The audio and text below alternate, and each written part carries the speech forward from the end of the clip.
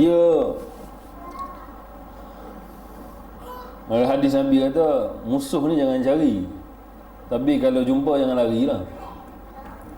Saya berpendapat dalam kekangan ataupun ketidakmampuan kita dalam sudut bila ada majoriti dan minoriti ni, kita kena bijak dalam dakwah. Kalau kat situ pun kita nak bangkang semua benda, saya rasa dia lagi menjauhkan masyarakat dengan kita. Sebab tu antara pendekatan sunnah yang paling baik, benarnya saya lebih suka cenderung dengan melalui akhlak dan juga bila orang thiqah pada kita. Nak mendapatkan thiqah tu susah, mendapat kepercayaan tu susah. Dalam konteks hari ni, kalau ada sahabat kita Dr. Azwira, dia cerita dia pernah terperangkap dalam benda-benda yang tengah tahlil kan. Sampai dia kata satu hari dia, masa tu dia terbawa anak dia. Jadi anak dia tak pernah dengar tahlil ni.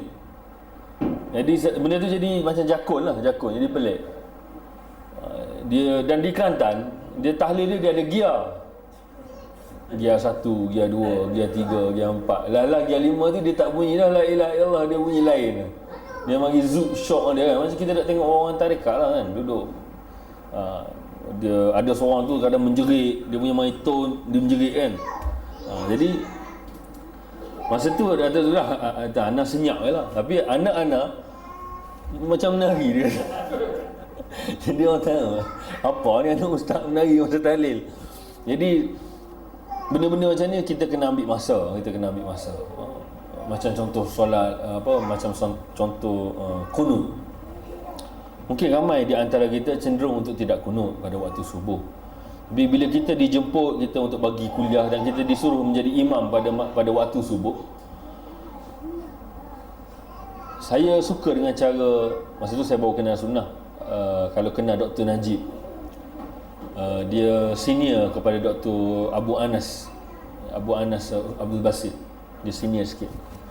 Dr. Najib ni tak keluar sangat YouTube kot, tapi dia sekarang pensyarah Kolej Islam Sultan Ismail Petra Kias. Dia kata mula dia balik Madinah, saya tanya soalan-soalan lebih kurang lah, macam mana cara nak masyarakat ni, nak mendepani masyarakat macam ni, adakah kita kena tegar dengan sunnah kita ke? Dia kata, Syekh, anda balik, bila anda disuruh jadi imam, anda kunut dan mungkin anda susuli dengan kunut nazilah jugalah kan, anda susuli. Kerana walaupun dia juga ada paling kurang, dia bukan bid'ah, dia ada sandaran paling kurang, dia mu'tabar punya perbahasan kan. Jadi dia kata dalam masalah ni, bila mana dia jadi makmum yang masbuk, dia tak kunut. Jadi dalam masa proses tu, dia bagi ilmu. Orang tengok batang tubuh dia tu macam mana, dia dakwah dia sendiri macam mana kan. Dia kata kita sendirilah kena ada kekuatan dalam bab tu. Dia kata suatu hari bila ana makmum masbuk, punya orang duk perhati ana, ustaz ni tak kunut lah. Tapi masa dia jadi imam, dia kunut. Masa tu timbullah soalan. Tu terus dia bagi cukup-cukup. Lepas tu boleh terima, tak kunut surau tu. Ambil masa. Saya di surau saya di satu surau di Ceras. Mula saya masa masuk surau tu zikir kuat, lepas solat doa berjemaah kan. Mana yang kita boleh bertoleransi, jika ada sedikit sandaran dalil, kita teruskan sehinggalah kita ada ruang untuk bagi tahu. Kena ambil masa lah. Antaranya salam jama'i tu. Tapi sekarang alhamdulillah surau tu sampai sekarang semua alhamdulillah tidak ada zikir selepas solat. Ada zikir tapi zikir perlahan kan. Tak ada doa selepas berjemaah selepas solat, tak ada lagi zikir jama'i. Sebab apa? Sebab kita tanam benda ni perlahan-lahan. Kita tanam dulu mula-mula tentang pentingnya mengikut sunnah. Dan saya sendiri memang orang kata kena sebutlah bid'ah. Dah bid'ah lah. Saya tukar tone lah. Tak guna lagi bid'ah. Saya kata tak sesuai dengan sunnah dan menyalahi sunnah. Maksudnya menyalahi sunnah ni saya rasa sama makna dengan bid'ah. Sebab bid'ah ni dosa besar, dosa tak boleh lah. bagi setengah-setengah surau ni tabligh tak boleh terima, contoh dari sudut tahlil, ada pengalaman juga saya, tapi saya disuruh tekong lah dengan solat hajat. Jadi selepas solat isyak saya disuruh solat hajat berjemaah. Assalamualaikum, saya pusing belakang, saya baca 2-3 ayat, saya syarah. Lepas tu saya kait sikit dengan sunnah, saya kait sikit bahawa kenapa kita nak solat hajat. Saya buat manusia berfikir, solat hajat ni adakah dalam setiap urusan agama jemaah ni, adakah semua berbentuk afdal hanya kerana solat berjemaah 5 waktu dapat 27 kan, dapat 27. Tapi adakah setiap benda kita nak buat jemaah itu adalah bagus? Bagi dia orang fikirlah. Bagi pula dia orang fikir ketika mana bila kita nak berdoa, saya ada hajat lain, jemaah ada hajat lain.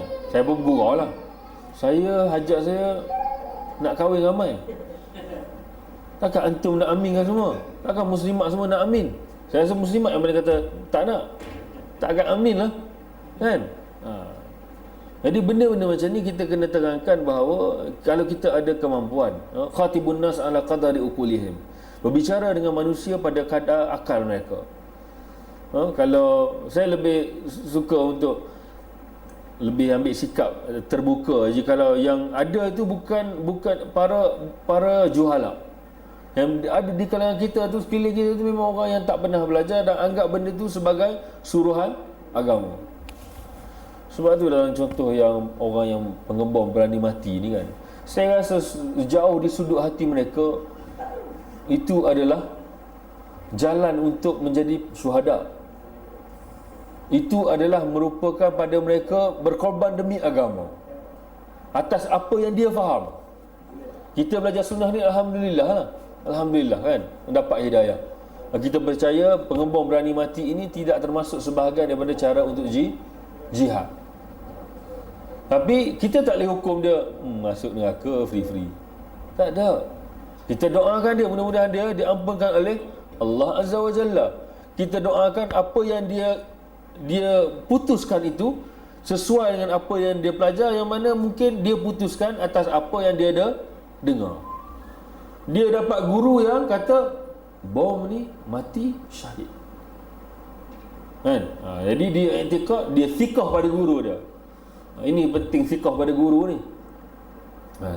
Betul dah cikgu ni kata, takkan salah dah. Janji syurga. Jadi dia decide untuk bom berani mati tanpa dia halusi tentang prinsip-prinsip jihad. Prinsip-prinsip jihad ni tak boleh bunuh orang kan, suka-suka hati. Tak mampu jangan jihad kan, tak mampu jangan jihad lah. Kita tak boleh bunuh diri. Nabi suruh, Allah suruh persiapkan kuda tunggangan untuk lawan. Kenapa kena hijrah? Sebab tak mampu nak lawan. Kenapa solat kena sorok? Something sebenarnya. Tapi Allah redha, Allah bagi semayang sorok pun, dakwah sorok pun sorok lah. Sehinggalah bila pergi ke Madinah, fasda' bima tu'mar wa'arid 'anil musyrikin, turun ayat jihad. Kenapa ayat jihad tak turun masa kat Mekah, turun dekat Madinah? Dan satu, saya selalu pujuk diri saya, kita ini akan kekal dalam keadaan sikit. Pujuk yang itu apa? Itu je boleh memujuk hatiku yang duka kan. Kuliah yang tak cerita sunnah ni, Masya Allah, 2 level masjid penuh kan. Jadi itu hakikat di akhir zaman. Genggam sunnah ni genggam bara api kan. Nabi bagi dalil-dalil tu, bagi hujah-hujah, bagi petunjuk pada kita ghuraba, nak suruh pujuk kita ni memang akan sikit lah, kita akan sikit. Sebab tu kalau kita tengok dalam ayat Quran pun selalu Allah sebut amat sedikit mereka yang bersyukur. Amat sedikit. Ramai yang qalil, kathir. Tapi kathir ni lebih pada yang tak bagus. Jadi pujuklah hati kita Kita cuba meramaikan, Masya-Allah kita cuba meramaikan. Tapi bila buat ratio, kita tetap sikit. Campur dengan ahli bid'ah, campur dengan sufi tadi bid'ah lah kan.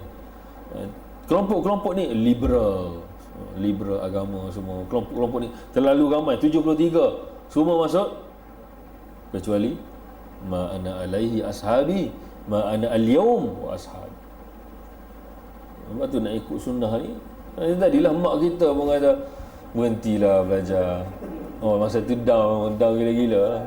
Berhentilah belajar apa sampai macam ni, sesak ni. Saya kena teruk juga lah, pemecah belah masyarakat. Macam ni ke silaturahim?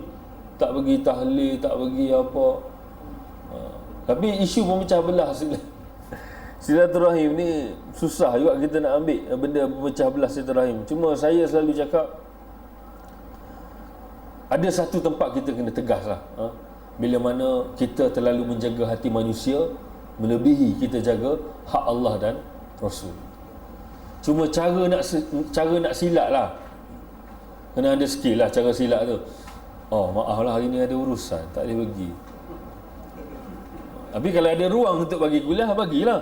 Tapi masa kita nak jemput pergi tahlil ni, bid'ah syekh. Bid'ah apa Ustaz? Setiap bid'ah tu neraka tempat dia. Tak boleh lah. Kita tak ada ruang perbincangan, tak ada nak bentang dalil kat dia, tak ada kefahaman sunnah. Tiba-tiba kita tanam dia tu. Parah dia ni. Lepas tu dia bawa benda tu, riwayat ni habis semua. Tak boleh pakai Ustaz Fazan, so ban. So tak ada ruang untuk dia dekat. Sebab tu itu antara benda yang kita boleh, kalau selagi mana kita boleh bersilat untuk tidak bersama dalam majlis, ambil ruang lah. La tuqaddimu bayna yadillahi wa rasulihi wattaqullah. Jangan kamu dahulukan manusia melebihi Allah dan Rasul. Takutlah Allah. Allah kata takutlah Allah. Jadi dalam bab ni, ini soal kita lah, kekuatan kita. Kalau kita tak mampu, kadang-kadang kita ni kan duduk busy dengan kerajaan kan, ada majlis UMNO ke apa, majlis dengan kerajaan ke, kadang ada muzik. Mampu ke angkat tangan? Apa ni? Cara apa? Idza ra'a minkum munkaran falyughayyirhu biyadi. Entah kalau entah boleh jaga tempat tu, tak boleh buat tahlil syekh. Entah ada kuasa. Hentikan. Antara ahli keluarga misalnya kan. Misalnya ada pak saudara nak buat, tak, saya ni family saya nak tak ada tahlil. Macam berlaku dengan ada yang berlaku sahabat kita arwah ni Syarifah ini kan. Ada kuasa? No. Saya kata tak nak lah. Sebab kita ada kuasa. Fa illam yastati', agama ni tak kejam. Fa illam yastati', dia tak hukum. Hang tak buat benda ni, hang tak ingkar ke apa. Fa illam yastati' fa bilisani. Kalau rasa bisik, tak payah buat boleh lah. Kita makan je lah. Makan tu jadi isu juga kan. Ataupun kita boleh sebut di kalangan jiran-jiran kita, kenduri surau, apa kata arwah tu, kita bawa makanan. Ini sunnah sikit. Lagipun kita psikologi lah. Lagipun ini lebih meringankan beban dia pun dah jadi susah dah. Mungkin dah 2 minggu cuti tanpa gaji ke kan, nak jaga anak ke apa. Psikologi, guna psikologi sikit. Terangkan sunnah ni begini. Ambil. Fa illam yastati'. Nak cakap pun tak boleh. Cakap ni wahabi lah kau. Kalau sanggup tak apalah, tak ada masalah kalau sanggup. Okey. Dan dalam masa sama kena timbang antara mudarat dengan manfaat. Kalau anda sebut ni, apa jadi? Masalah tak anda nak proceed dakwah sunnah mana? Kan? Ada tak ruang-ruang yang mungkin boleh lagi? Fa illam yastati', kata Rasul, kalau tak mampu juga, ingkar dalam hati. Fa bilisan wa dzalika ad'aful iman. Tak apalah, daripada tak ada iman, ada sikit pun cukup lah. Kan? Ada sikit pun cukup lah. Dapat sikit, aku tak redha tahlil, aku tak redha. Tapi aku tak boleh buat, ya Allah, aku tak mampu. Kita munajat sini nanti, aku tak boleh tegur, tak mampu lagi. Tak apalah. Mungkin next time insya-Allah. Itu mungkin kita boleh pujuk lah benda-benda gitu. Sebab bukan entah rasa, bukan dengan antum je benda tu berlaku saban hari lah, saban hari keluarga kita kan, anak bini kita, kadang-kadang mertua kita, yang jauh-jauh sikit pada kita jadi susah lah kan, rasa tak berapa, rasa janggal sikit nak bercakap, takut jadi kata hang ni hebat sangat ke, hang belajar dah berapa tahun dah, setakat masuk universiti hang dah macam Imam Syafi'i. Dia selalu bagi buah kilas gitu kita. Berapa kitab kau tulis? Kan? Jadi benda-benda macam tu kita kena pandai bermain dengan tepisan-tepisan lah, bersilat. Ada lagi ya? Soalan lain?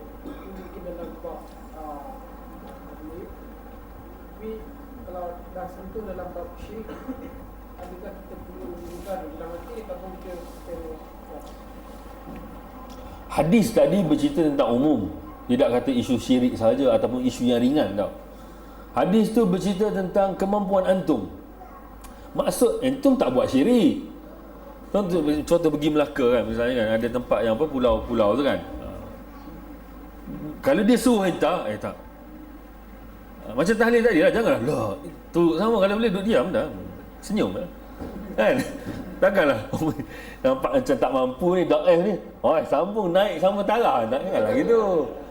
Entah buat entah zikir, entahlah subhanallah bihamdihi subhanallahil azim, mulut gerak juga. Kadang-kadang orang pun dah pelik, dia tu nampak tak follow the tone dia. Ini Wahabi ni, tak apalah paling kau. Tapi nak cakap benda tu kita entah kena hadapi. Tapi cubalah cari ruang. Macam contoh tadi macam syirik. Okey, boleh tak entah lead benda ni? Kena buat apa? Kena buat ni. Entah boleh tak? Entah pergi Batu Cave kan, Pantai Pusau ni.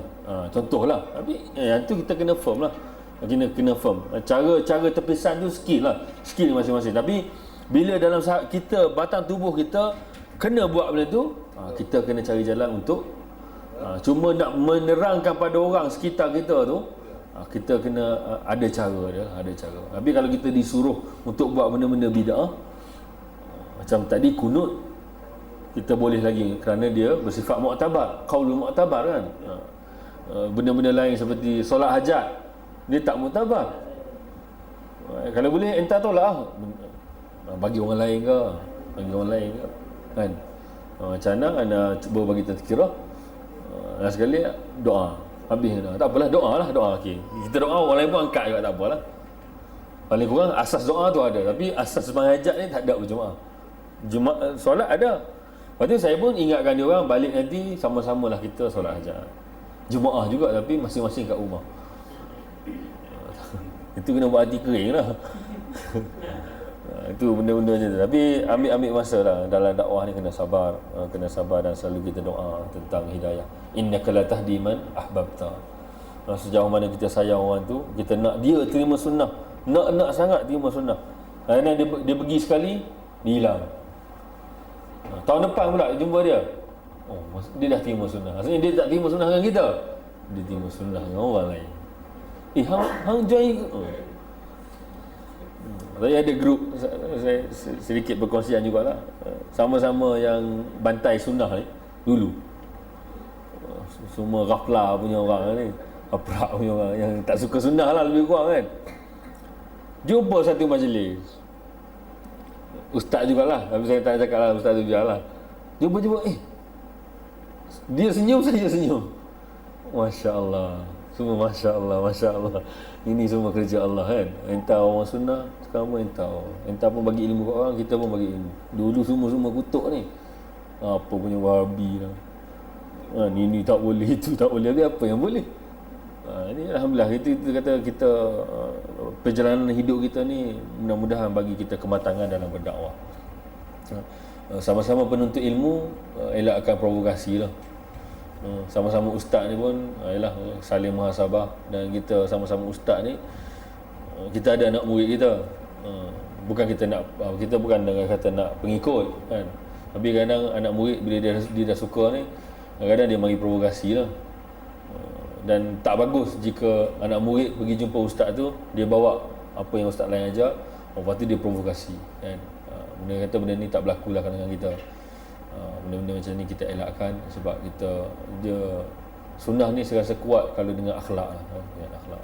Nabi pun apa dia, cara dakwah dia dengan akhlak. Mungkin dengan cara ni dakwah kita boleh berkembang dengan lebih baik, insya-Allah.